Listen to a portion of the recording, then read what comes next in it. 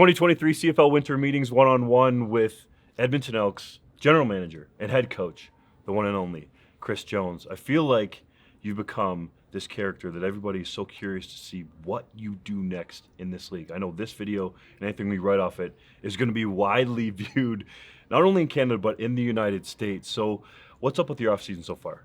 We've been very busy. I know during the month of December, I went to about, 40, 50 schools, just visiting people, trying to rekindle some friendships with people and kind of let them find out where they are, let them know where I'm at, and try to be able to recruit their players, because we have to be a little more aggressive in personnel than what we have been because of the two other leagues. Mm-hmm. And you signed some of your key guys, especially on offense. Turler Cornelius signed that extension, yeah. Kevin Brown, Dylan Mitchell.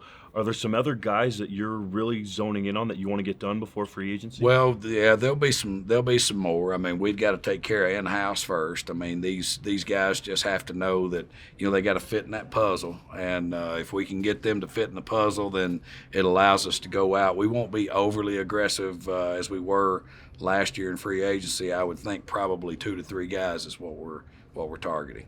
Were you happy to get Loucheiz Purifoy ahead of everything? Oh yeah, that was a big one. I mean, he's a good player. I mean, he's a guy that's he's a violent player. He's a physical tackler. I mean, and we need that in our room. We've got to have somebody that loves to get up in the morning and put the pads on people.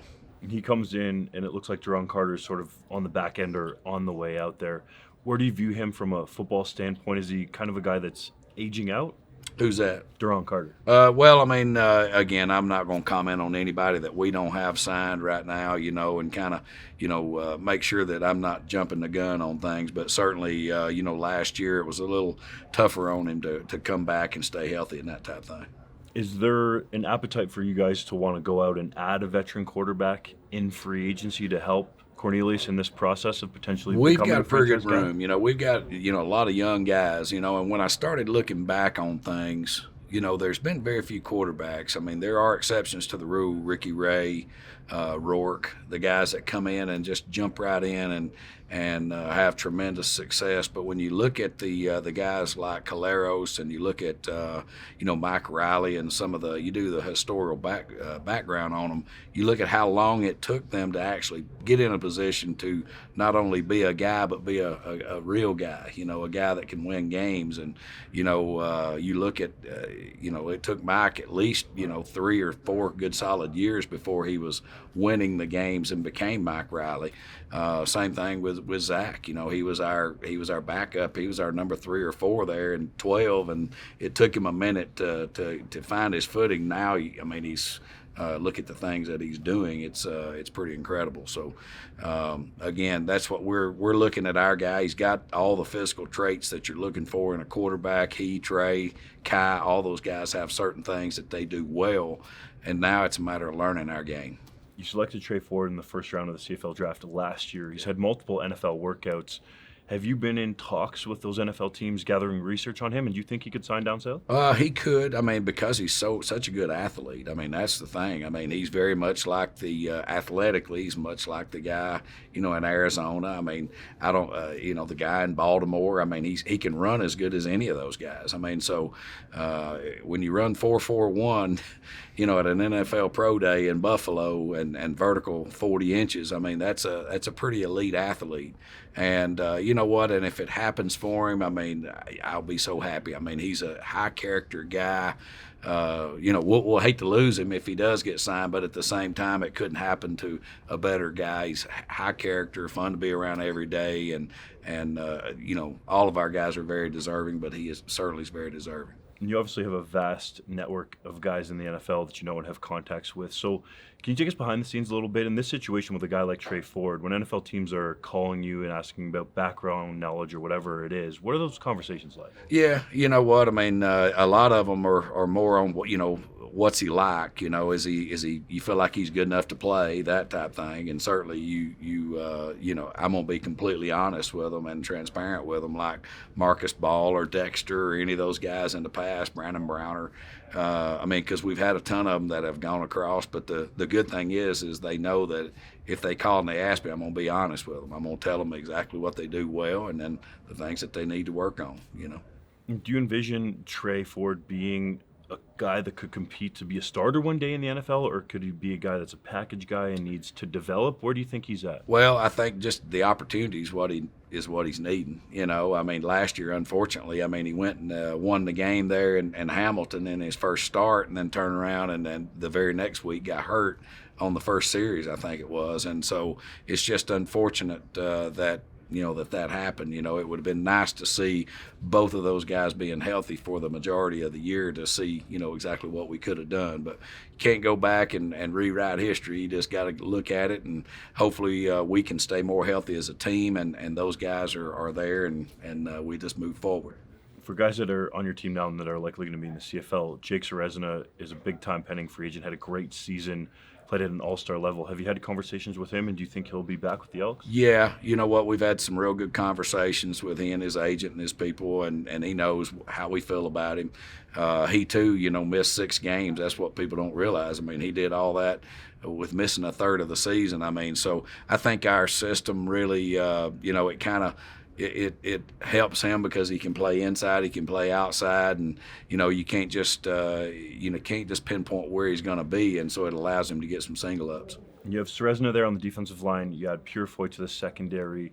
You're a defensive guru. Who else do you feel like could be building blocks on your defense that maybe were with you last year, or guys that are coming along that maybe on the practice roster we didn't really hear about? Yeah, well, Daniel Ross, he was out the whole year. I mean, Daniel Ross is a guy that was in the rotation just a couple of years ago in Dallas. I mean, he is a dynamic player. So if he can come back and you put him in there with Pelly and Ceresna and some of Avery and some of the guys that we have, I mean, certainly we feel good about the guys that we have in our room. Mm-hmm. And what does this team have to do to get to that winning record? We saw what you did in Saskatchewan. You went in there the first year. There was a lot of roster turnover. Somewhat of a similar thing happened here in Edmonton. You had that losing record in Saskatchewan, but then all of a sudden you turned into a competitive team. So what do you need to do that with the Elks? Yeah, I mean, I think we only won 5 ball games that year, and then we only won 4 this year. I mean, so certainly we're hoping that we can, flip the switch kind of like what we did in SAS, but staying healthy is the key. We've got to make sure that, hopefully we don't have a repeat of last year's 6-game debacle. And, people look at it and, when you're missing, 6 or 7 key guys defensively, it makes it tough, because the rookies, there's going to be a growing, a learning curve in our league. It's different than what it is down south. Certainly some of the guys that did get to play, they're going to come back and have better years in the second year. So with that, with those 2 things, if we can get all the guys that we have in our room back and keep them healthy, I do believe that we're going to have a really good year. You're an experienced coach and a player personnel evaluator, but when you go through a season like that, even though you can see the upside and you're in a new regime, Victor Cui is the president, do you feel like there's some pressure on you going into 2023, or how do you? Nobody puts more pressure on me than myself. I mean, because I fully expect to go out and win every football game. And when you go out there and you not only lose, but you lose in a bad way, I mean that's tough to stomach. And you lose as many games as we did, and all the close games. It's tough to get up in the morning. And so now it's just a matter of reloading and getting ready for a new hunting season. It did seem like, though, at the end of the season, you could see what had been developing. There was more close games. You won the game in Saskatchewan. You still had a glimmer of hope at the playoffs there. Yeah. So is that some of the momentum you're hoping to take over? Yeah. I mean, we got good kids in that room. That's the thing. I mean, we had really good guys in our locker room. I mean, we need to be a little more tough as a football team. We've got to find that ingredient that made us who we were in Saskatchewan, who we were in Edmonton, and in the years prior, especially on the defensive side. And that's what we've got to find moving forward, because you got to be good on the defensive side of the football, and that's where we've got to start. And the Rough Riders were looking for an offensive coordinator. They asked to talk to Jarius Jackson and Marcus Howell. Those guys both turned down that opportunity. What does it say that they were actually being asked to go interview, and what does it say to you about them wanting to stay with you? Well, they're I mean, those guys like family to me. People, they Mac and those two guys, we've been together for a long, long time. And, you know, and they left years ago, went to BC, and things didn't, you know what I'm saying, didn't quite work out like we thought. And it's just a matter of time when we start to win. I mean, G-Roy's going to get a shot, Mac and those two guys are going to get a shot, and that's going to make me feel good, you know, knowing that that people that I'm very close to, that, you know, the work that we put in has allowed them to progress. And I mean, that's my key. I mean, and I told them as soon as I got I said, hey, I said, you do what you need to do now. You know, don't you let our relationship keep you from doing what you feel like you need to do. And yeah, when they call me back and they, you know, they say, hey, I ain't going nowhere. I'm staying right here. You want to see this thing through? It makes you feel good. You know you're doing the right things. We've got the right people. It's just a matter of getting back started. You mentioned Stephen McAdoo there, and he was integral in Cody Fajardo having his best season of his CFL career in 2019. Yeah. It didn't go so well for Fajardo last season, but how much do you think that season that Fajardo had under McAdoo speaks to his value on your coaching staff? Well, he knows how to get, you know, look at what he's got. We used to coach together at Tennessee Tech.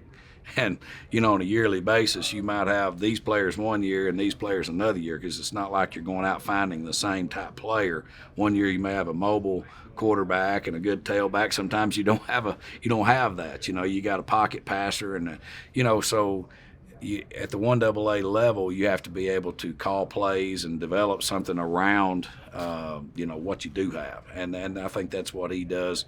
He does best, and he'll sit there and tell you that, you know, we left a lot to the imagination in all three phases, and so they've done their due diligence. They've already been on Zoom calls and doing some investigating of what we need to do to improve. We certainly got a long way to go.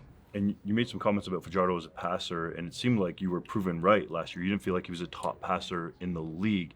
Do you feel validated in that way? Well, you know what? I don't worry about all that. It was had nothing to do with him. I can't comment, or I might get fined by the league. But certainly, I was meaning more of how Mac can develop. You know, Mike Riley did the same thing. You know, Mike Riley had really good years under him, and then Cody had a good year versus, you know, under him. And so that's more of where my thoughts were, instead of I'm trying to slam a kid, you know. Mm-hmm. You're so focused on the Elks, overall building the team on the field, putting a winning product there. Do you feel like that will help draw green and gold fans back into the stand? Well, I think winning. You know, I mean, they've been used to winning for a long time. You know, that's been a highly successful program. You know, they've been the league leaders in attendance over the course of 50 years, probably more than anybody. So we've got to do our part as coaches and administration. We got to win football games. That's what we get paid to do, is play good football and win football games. And so when that happens, then the people will show up. Sounds good, Chris. Thanks for taking some time on that. Thank you much. Appreciate you. All right.